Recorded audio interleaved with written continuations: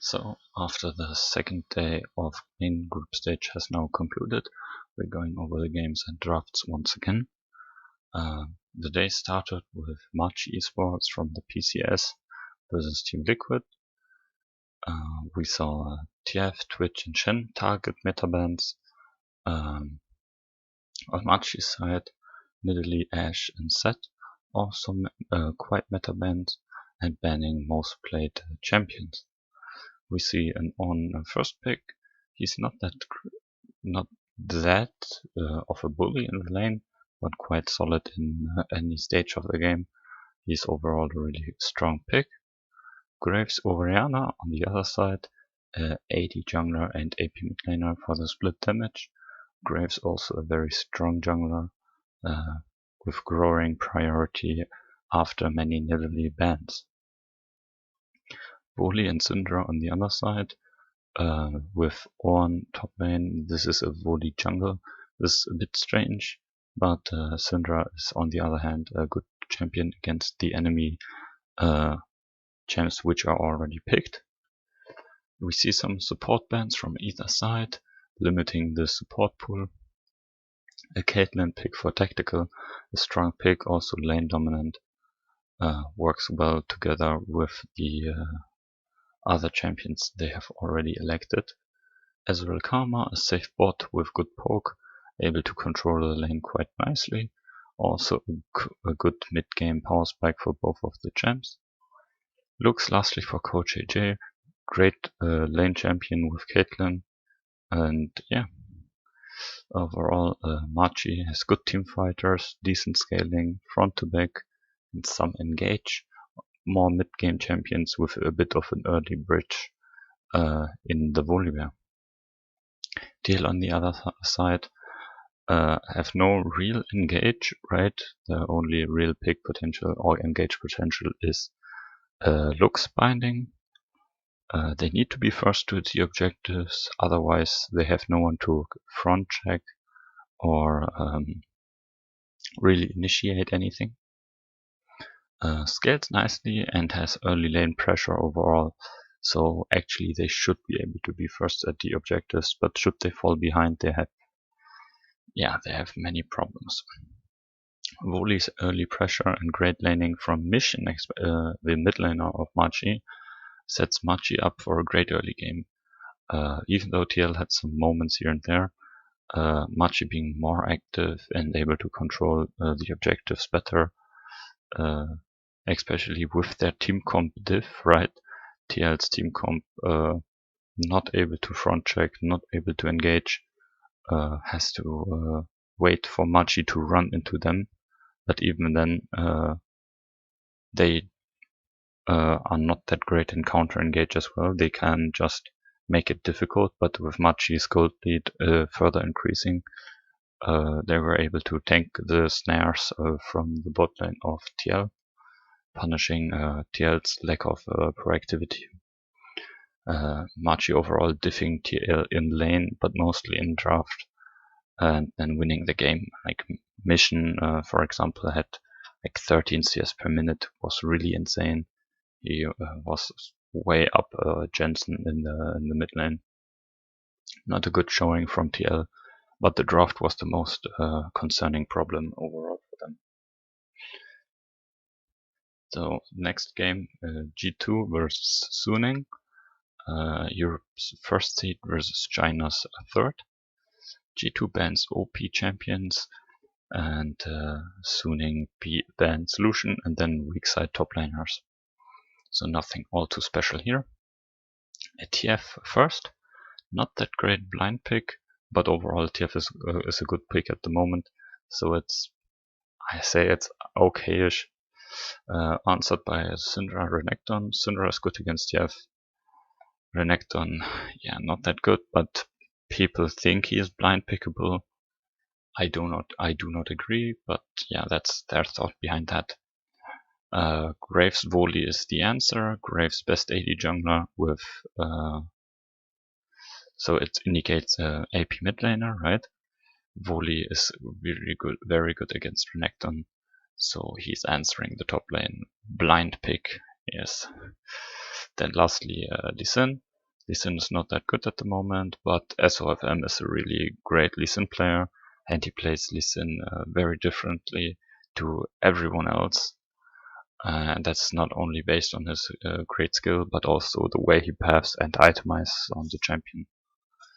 Then we see some support bans against Sword Art, and then some ADC bans which are strong early or mid game and work against the top focus Suning plans to play around. Ashe is then picked up, a strong ADC overall, with her global abilities, able to play around top. Very strong, even though planes, was not that good for her. Ezreal bot, safe laners, both power spike in mid game, have strong level 1-2. Bart overall a very strong and versatile champion. Overall, although G2 lacks a bit of engage, but they have pick potential and mid-game skirmish abilities. Suning, more early and mid-focused, has some engage, but teamfights is not all that great. They like small skirmishes way more. Trading objectives back and forth, Suning ends up with most of the dragons though, forcing G2 into fights, which is not really what G2 wants with the TF. And SOFM, with his iconic tank Lee Sin, kicking key members of G2 in fights, able to get his team great leads, and especially the Ocean Soul. Still, after some back and forth, and an Elder fight, G2 is able to more or less steal the Elder and will win with the fight. 1 and the Baron, they are actually nearly able to finish the game, even though they were really far behind and the enemy had Ocean Soul. But over pushing in Suning's base, they were actually aced, and with large death timers, Suning set out to finish the game, nearly able to do so, but Bart ulting the Nexus turrets, stalling for just enough time for all of the G2 members to respawn and then finish off the low HP Suning members, finishing a game then afterwards. So it was exciting for objective watchers, but not really a good game. Both teams were making massive mistakes, throwing their leads here and there, also not playing really to their team comps. And I always feel like when a game ends like this with the team which were winning 99% of the game, then losing through some base race or like backdoor shenanigans, then the winning team at the end is not really the winner. They are just the one destroying the Nexus. But Suning made a lot of mistakes, but were still playing better for most of the game. Both teams can't be proud of this, but G2 will happily take the point. Then, moving to the next game, Rogue versus Damwon. Lucian and Blind Pick top laners are banned. TF against Showmaker, Camille against Nuggery, and Nidalee against Canyon are banned. So banning the strong champions of the enemy team, which Damwon used in the game against JDG. Hacker first pick, rather strange I have to say. Not a pick which is prioritized highly in the main stage so far. Ashe and Graves show on AP mid laner or AP top laner, also both really strong champions. Syndra Kalista shows an early mid-game focus. Syndra and Hecarim offer the damage share. Additionally, we see multiple damage threats already. Then a Pantheon support is picked up with Ashe, great pressure. Then the Kalista in many cases. Akali and Vlad are banned against the mid-top duo from Damwon. Shen and Rakan bans against Hecarim because they work really well with the pick. Silas then for Showmaker, already great ult to steal, even though Syndra ult's not that amazing. still deals good damage. Hecarim ult, really good. Yes. So then GP and Tarek are locked in, indicating more teamfight and more scaling is enabled on Rogue's side of the draft. GP, yeah, should do fine on many matchups, can play rather safe. Tarek, Kalista, not that strong in the 2v2 bot lane, but their team fighting in the Drake pit or in the river around the mid game is really great. Also, it enables Hecarim to dive more recklessly with the Tarek ult invulnerabling him. Lulu top is then picked for Nuggery. Not a normal pick here. It's a ranged matchup against GP, which is really great, proccing the barrels reliably. Also, Lulu's early game is quite strong with her polymorph and Q. The polymorph additionally is really good against Hecarim and the Tarek, really holding them in place in the later stages in the teamfight. Rogue overall focusing more on the mid and late game teamfights with their teamfight ultimates and scaling. Rogue down one on the other hand focuses more on early mid skirmishes. They're not about the 5 vs 5, more about some 2v2, 3v3 action. Note, we see an Ignite Smite Graves from Canyon, and yeah, he uses this to again make a Grand Canyon gap game. But honestly, the whole team was gapped, so Nuggery was completely destroying Finn in top lane. Mid lane and bot lane were CS advantages for down one as well. And yeah, Canyon was again completely invading and dominating the lanes. But we have to say Rogue was holding up, playing really defensively, able to steal a Drake as well, and getting a pick on barrel twice, so stalling the game out a bit, but weren't really making any proactive plays. So yeah, so they made no difference. Down one was increasing their lead over and over the time, and getting one good arrow enabled a Baron fight, and then a winning push. So many will now may say, okay, Rogue had more of a chance against down one than JDG, but yeah, that's a bit rude to say and foolish. Rogue had no or little proactive plays, while JDG was again and again trying to get back in the game. Also, the team comms were very different. Rogue more setting for scaling, so they were able to play more reserved, while JDG was picking a red comp as well, looking for fights to win or get back in the game. As such, JDG was beaten more heavily because of the team comps as well as the resulting playstyle. But then, yeah, now we're seeing PSG versus JDG in the next game.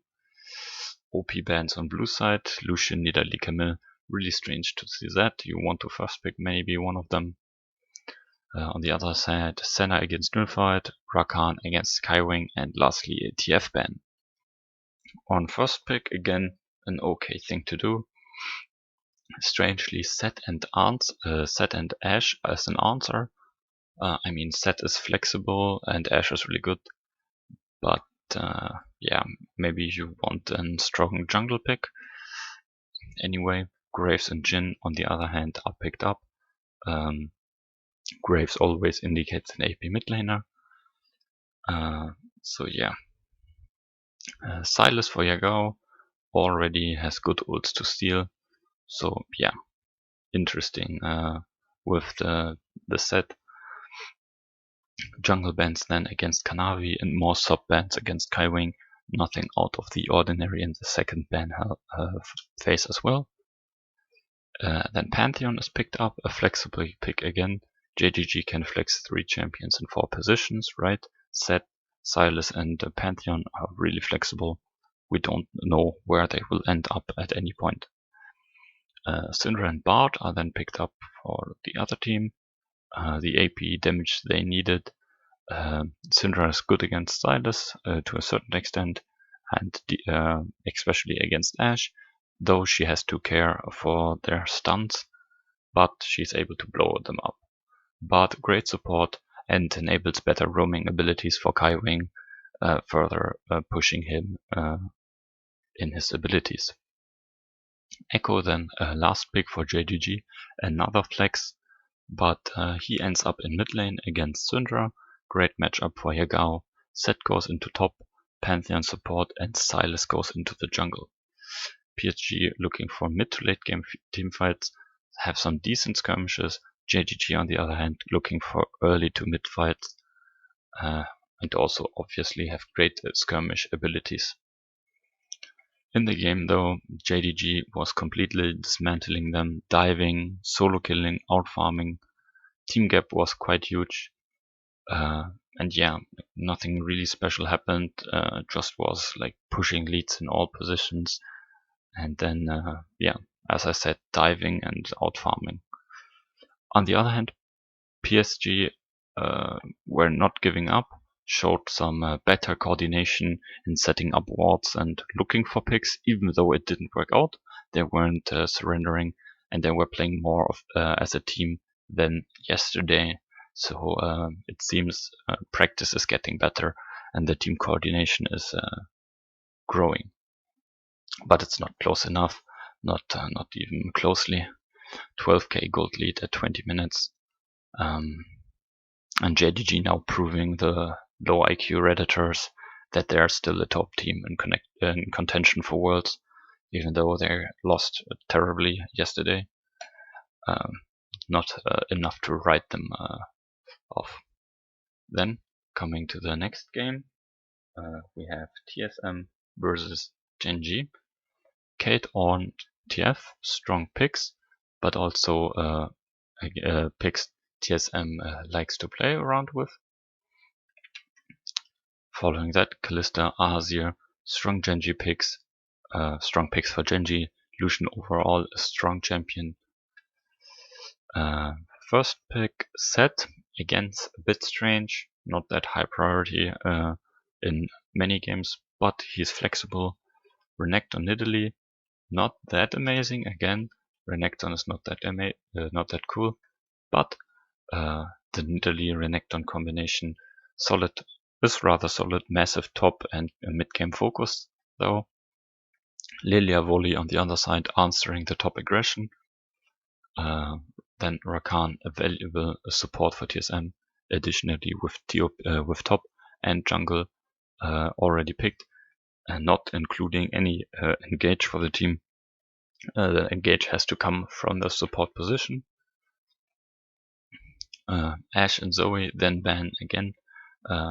Ashe and Zoe really important picks for BDD and Ruler.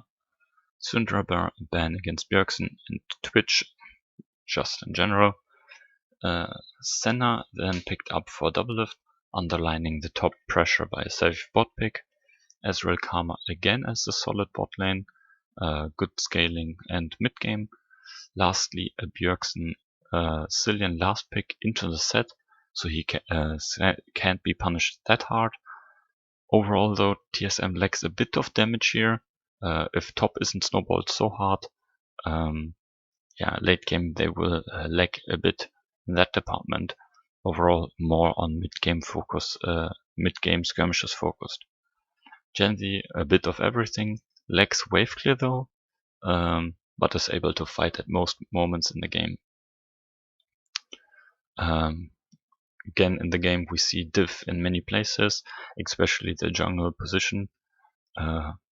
Here Clit is able to get huge leads on Speaker. Because of the draft, Genji isn't able to push their leads super hard into TSM. And also they are playing more reserved than other teams like JDG or Damwon, but they have a strong control on the game, pushing it further and further into TSM's jungle. And even though TSM is getting a few picks in some points and slowing the game further down, the game is overall in the control of Genji. And with strong team fights later, BDD and Ruler are able to take the lead in the game and complete their stranglehold on TSM, finishing the game after a strong team fight. Nothing too spectacular, a rather slow game, but this is to be expected from the draft and the picks selected. So for the last game, LGD against Fnatic. Eve, Shen and Lucian, target bans from LGD against Fnatic, TF, Renekton, Leona. Same thing for the other side. Again, an earn on top of first pick. Great pick for Langex additionally. Grave Syndra, strong picks, also picking it away from LGD, Shia and Peanut. Peanut then elects for his Kindred, then an AP mid in Echo, which is also good against Syndra. Rounding up the first phase, a Thresh for Hylissang, solid pick, enabling non-mobility mid laners and AD carries with the Lantern, right? Wooly and GP top bans against Bwipo for a safer top lane matchup for the Ornn. Ezreal Rakan against LGD's bot lane. Then Reckless is able to get the Jhin. Quite reliable pick, also with the help of Thresh Lantern, even safer. But he's not that great against Ornn and Echo. One is a tank and the other one is too mobile for his skill shots to land. MF Nautilus is the answer from LGD. Strong mid game laning phase. Also Nautilus, again great against immobile champions like Jhin and Syndra. Lastly, Set for Fnatic is really great against Kindred and a solid matchup against Ornn. Able to itemize quite effectively there. LGD has a bit of everything, still lacking in wave clear, focusing on early mid, but also able to fight in later stages when Kindred gets her marks. Fnatic on the other side focus more on mid game skirmishes, but not on that great level as LGD has elected to. Fnatic was even getting an early lead in the game, just like 1 to 1.5k, nothing major. Sadly though then, LGD was winning more and more fights and able to get the early drakes, Peanut able to rush some marks and invade Selfmade's jungle from time to time.